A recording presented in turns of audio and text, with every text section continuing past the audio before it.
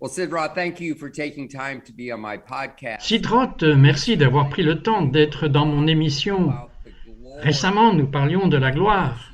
Et bien sûr, vous êtes connu pour It's Supernatural, le nom de votre ministère, de votre programme. Vous êtes bien connu.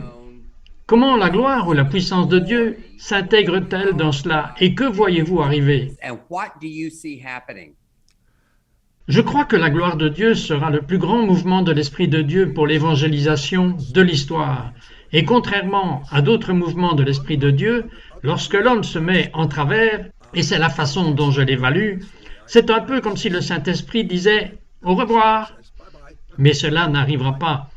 L'homme s'écartera du chemin et le Saint-Esprit le fera parce que c'est la miséricorde de Dieu sur la planète Terre. Donc je suis un évangéliste dans l'âme. Je crois dans une très simple croyance en l'évangélisation. Lorsque vous allez d'abord chez le Juif, cela ouvre une plus grande porte surnaturelle pour atteindre tout le monde que si vous allez d'abord chez tout le monde. Et je l'ai prouvé à partir des Écritures et de beaucoup de choses que j'ai écrites. Juste la vue simpliste, c'est lorsque Dieu, afin d'atteindre le monde, est allé voir le premier Juif. Lorsque Jésus a voulu atteindre le monde, il a dit « Je n'allais qu'à la brebis perdue de la maison d'Israël ». Lorsque Paul, l'apôtre des gentils, a dit dans Romains 1, verset 16 « Je n'ai pas honte de l'Évangile, c'est la puissance de Dieu pour le salut de tous ceux qui croient ». Et voici ce que je crois. Ce qu'il a dit du côté du Juif, d'abord, il ouvre la bénédiction spirituelle. Regardez, les Juifs sont censés être une lumière pour les gentils. Cela ouvre une avenue. Alors, lorsque cette gloire frappera, elle frappera ma passion, Israël. Mais cela frappera aussi les différents mouvements, le mouvement pentecôtiste, le mouvement charismatique, tous ces mouvements de l'Esprit de Dieu à travers l'histoire. Elle frappera sa part de Juifs, ainsi que tous les autres groupes de personnes. Mais je crois que le sens est la gloire. Et la gloire est tellement liée à Israël, et à Moïse et à tous les peuples. Je veux dire, je lisais juste à propos de Caleb dans la gloire, et lorsqu'il avait 85 ans, il est parti à la guerre. Je veux dire que la gloire change la donne dans tout. Donc c'est naturel. Et pour revenir à votre question, il est naturel, Steve, pour moi, en tant qu'évangéliste, de vouloir comprendre le plus grand mouvement de l'Esprit de Dieu dans l'histoire, qui ne s'arrêtera pas jusqu'au retour de Jésus. Vous le dites depuis longtemps, le mouvement messianique a vraiment commencé à la fin des années 60. Vous étiez là un peu au début. Je me souviens avoir trouvé une vidéo YouTube où vous étiez interviewé par Kathryn Kuhlman, disant certaines des mêmes choses que vous dites de temps en temps au fil des années. Vous avez été un évangéliste, vous avez écrit de nombreux livres au cours de la dernière décennie, vous êtes venu à la télévision, et non seulement cela, mais vous avez votre propre réseau. Vous êtes allé dans des endroits, comme l'Ukraine, certaines des histoires que vous racontez sur la prédication aux Juifs en Ukraine, et dans d'autres endroits où il y a des miracles, et où les gens en sont venus à croire en Yeshua à cause des miracles. Parlez-moi de cela. Je dois vous ramener au jour où je suis devenu croyant. C'est là que ça a commencé. Vous voyez, en tant que juif, on m'a dit que je pouvais croire en n'importe quoi. Et c'était cachère dans le judaïsme, sauf Jésus, qui était la seule porte à laquelle je ne pouvais pas frapper.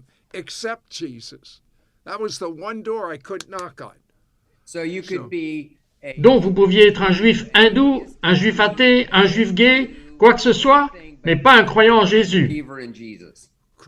Correct. Et en passant, vous penseriez en penseur logique que je me dirais « Je me demande ce qui ne va pas avec Jésus, et je veux le trouver. » Mais je l'ai juste accepté parce que mon père l'a accepté, mon grand-père l'a accepté, et tout le chemin du retour jusqu'à Abraham, Isaac et Jacob. Nous acceptons juste ce que nos parents nous disent en ce qui concerne le domaine de la religion, et dans beaucoup d'autres domaines.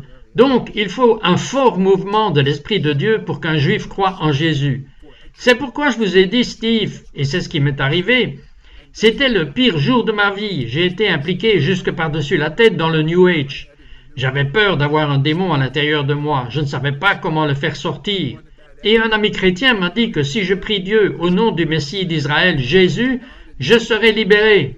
Eh bien, Steve, si vous coulez pour la 3e fois au milieu de l'océan, vous vous en foutez de savoir qui vous lance une corde. Et donc, j'étais désespéré, oubliant ce que ma famille m'avait dit. J'ai prié la prière en 2 mots. Et j'ai dit, Jésus, à l'aide. Je n'ai pas assez de temps pour vous raconter toute l'histoire. Go ahead. Allez-y! Une semaine avant que j'aie un petit livret, vous avez vu cela, le livret des 4 lois spirituelles, c'était la version juive. Yeah. C'est Bill Bright qui l'a fait. Campus Crusade. Et je l'ai lu, et je me souvenais que j'étais impliqué dans le New Age, et je m'attendais au moins à ce que le ciel s'ouvre, et qu'une voix forte comme celle de Charlton Heston sonne en disant « C'est Jésus qui te parle !» Vous savez tout cela, eh bien, je l'ai lu. J'ai dit la prière du salut, et rien ne s'est passé. Je n'ai pas dit à l'homme qu'il me l'avait donné, qu'il n'aurait pas dû me le donner, mais j'ai pensé que cela n'a tout simplement pas fonctionné, et que ce n'était pas réel parce que je n'ai rien ressenti.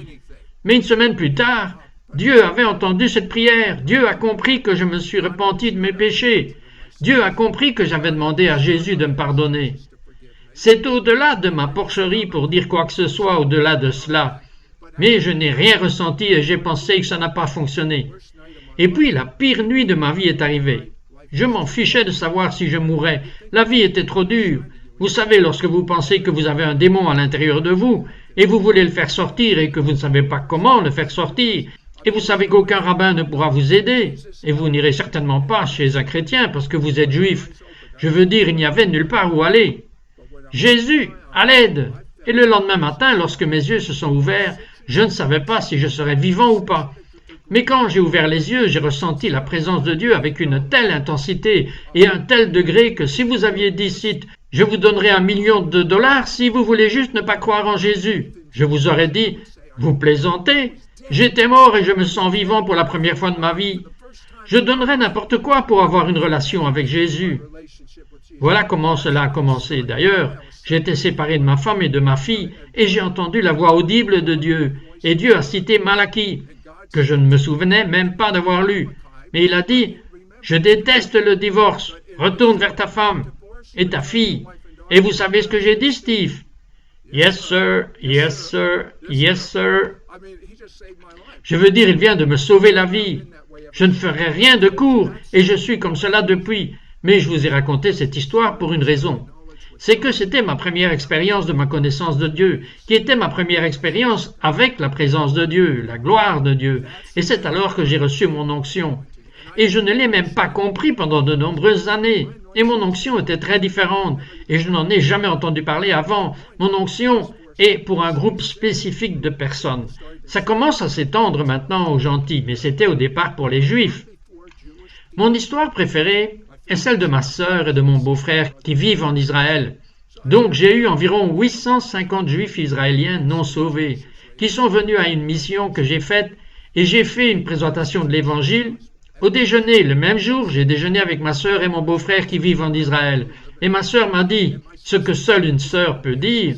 « Cite, tu n'étais pas si bon. Pourquoi la plupart de ces Juifs se sont-ils levés et ont accepté Yeshua comme Messie ?» J'ai dit, c'est la présence de Dieu, c'est la gloire de Dieu. Pourquoi tous ces gens ont été guéris? Je veux dire, parfois j'ai eu jusqu'à 70 à 80% qui ont levé la main et qui ont dit qu'ils sont guéris. Maintenant, une personne juive non sauvée ne va pas vous dire « Oh, je crois par la foi que je suis guéri ». Juste au contraire, il doit savoir que quelque chose s'est passé. Et donc cette onction que j'avais, cette gloire que j'avais quand j'étais sauvé, s'est intensifiée. Et je ne savais pas quand cela se passait. Vous l'avez dit réellement. Catherine Kuhlman, qui avait l'un des plus grands ministères de miracles de ma vie, l'un des plus grands ministères de miracles les plus authentiques que j'ai jamais vus. Vous promettez que vous ne le direz à personne si je vous raconte cette histoire. C'est juste entre vous et moi. Ok, bien, elle m'a dit, si je me souviens d'être allé à ce moment-là à Pittsburgh. Je suis allé en Californie avec elle, je suis monté à Pittsburgh et je vois Catherine, et vous savez, nous parlons, et vous savez ce qu'elle m'a dit? Si j'aimerais pouvoir vous encadrer, j'aimerais que vous le fassiez ici. Et maintenant, voici la triste vérité, je la regardais, je venais à peine d'être sauvé, je regardais comme si c'était normal, je n'avais pas réalisé à quel point les miracles étaient exceptionnels dans sa vie. Et c'est l'un de mes plus grands regrets dans ma vie, c'est d'avoir refusé. Mais elle m'a imposé les mains, Steve, et j'ai eu une autre dose de la gloire de Dieu. Elle a opéré dans la gloire, et j'ai donc continué à poursuivre le ministère juif. Et donc j'ai eu de la faveur, mais tout d'un coup, le miracle a commencé avec les Juifs. Et maintenant, ça s'installe dans tout le monde. Mais c'était ma rencontre avec la gloire. Donc j'en parle pour toujours, et c'est ce que vous m'avez rappelé, Steve. Bien, si c'est tellement intéressant à propos de Kathryn Kuhlman, vous ne le savez peut-être pas, mais j'ai fait un article sur elle pour un journal laïque pour lequel je travaillais à l'époque. Je pense que c'était lors d'une de ses dernières croisades. C'était ici en Floride. En fait, je suis monté dans le bus avec tout un tas de gens. J'ai fait une grande histoire. Le journal m'a autorisé à écrire une grande histoire. Mais j'ai vu des miracles cités. Il y avait 2 personnes dans mon bus et j'ai écrit plus tard à ce sujet dans le magazine Charisma, qui vient de démarrer. Et j'ai donc eu l'un des derniers interviews avec Kathryn avant sa mort. C'était une femme formidable. Elle était très proche de Jamie Buckingham, qui est mon mentor, que vous connaissez très bien. Et j'étais tellement intéressé, tellement excité de voir cette vidéo que vous avez faite avec elle dans son programme de télévision il y a longtemps. Et je peux juste imaginer ce que c'était que de la voir vous imposer les mains pour cette onction. Parfois nous appelons cela une onction, mais vous parliez aussi de la gloire. Parlez-moi de la gloire. Vous savez qu'il y a une phrase dans le Nouveau Testament qui parle d'aller de gloire en gloire en gloire. Et vous m'avez dit plutôt que c'est ce que vous voyez arriver. Ce qui pour moi, cite, est une excellente nouvelle, parce que si vous regardez les nouvelles et regardez la culture, ça n'a pas l'air si bien. Mais vous savez que nous avons vu les meilleurs mouvements du diable. Nous l'avons même vu dans cette interview que nous faisons maintenant parce que ça s'est cassé au milieu. Vous n'avez pas vu cela, mais c'était le diable. Le diable a fait de son mieux dans le monde. Maintenant, c'est au tour de Dieu de se lever. Et pour le diable, ça va être son pire cauchemar. Ce ne sera pas juste une Kathryn Kuhlman ou un Oral Roberts, cela. Vous savez, quelques ministères de miracles. Cela va être des dizaines de milliers d'églises en feu pour Jésus. Cela va être des dizaines de milliers de jeunes courant partout. Et nous allons voir les plus grandes œuvres que Jésus a prophétisées. Il a dit, vous ferez les mêmes œuvres que j'ai faites et encore plus. Et depuis longtemps, en tant que nouveau croyant, je pensais que c'était normal. Cela va être normal. Et d'ailleurs, il y a une nouvelle parole que j'ai dit. Tout le monde sur le pont. Ce n'est pas seulement une citation professionnelle. Cela signifie que tous les moins croyants ont le même espoir à l'intérieur d'eux. Jésus vit à l'intérieur de vous. Les mêmes choses que celles qui se sont produites avec Moïse.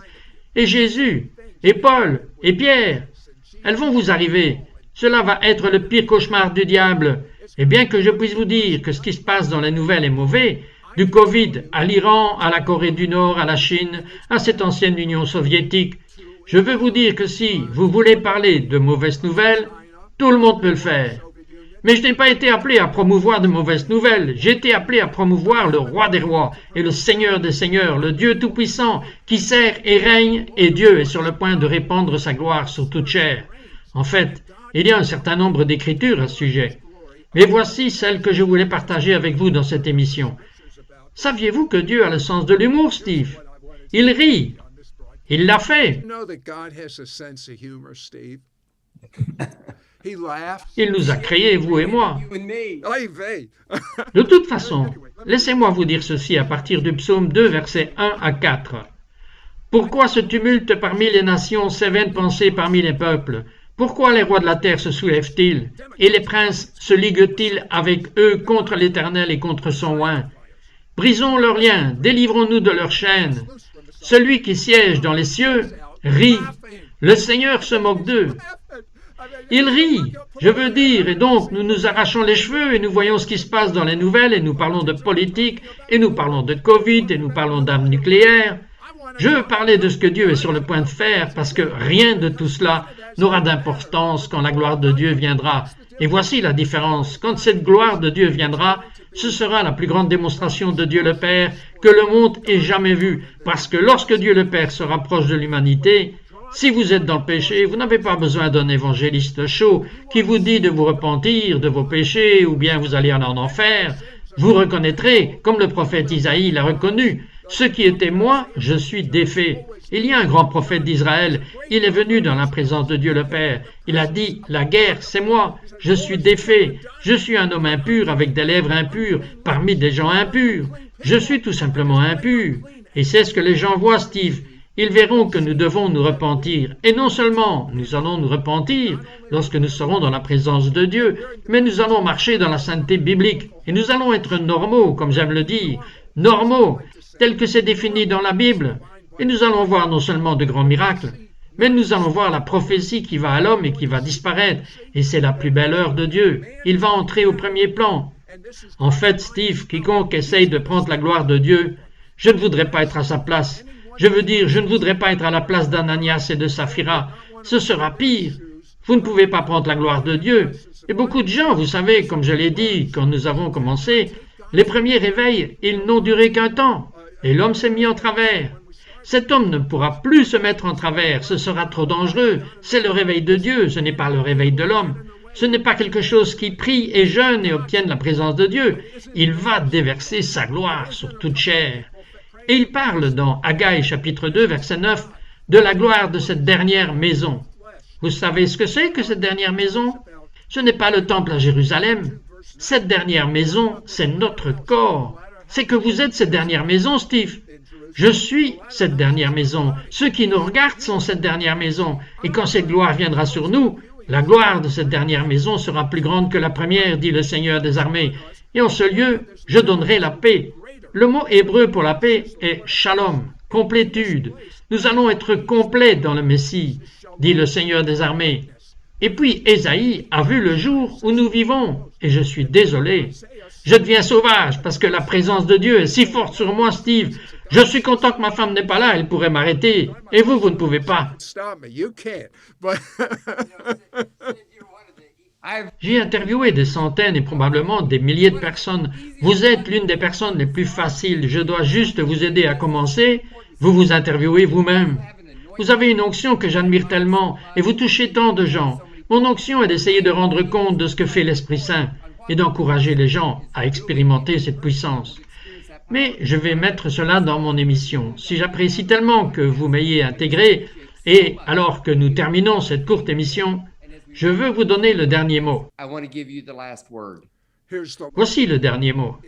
Au nom de Jésus, je prie la gloire de guérison par des miracles pour ceux qui souffrent et qui sont blessés et malades, et même du Covid, et des troubles cardiaques et du diabète. J'ordonne à l'esprit d'infirmité de partir au nom de Jésus. Et je te remercie, Dieu Tout-Puissant. Ta gloire va guérir les gens en ce moment. Au nom de Jésus, Amen. In Jesus' name, amen.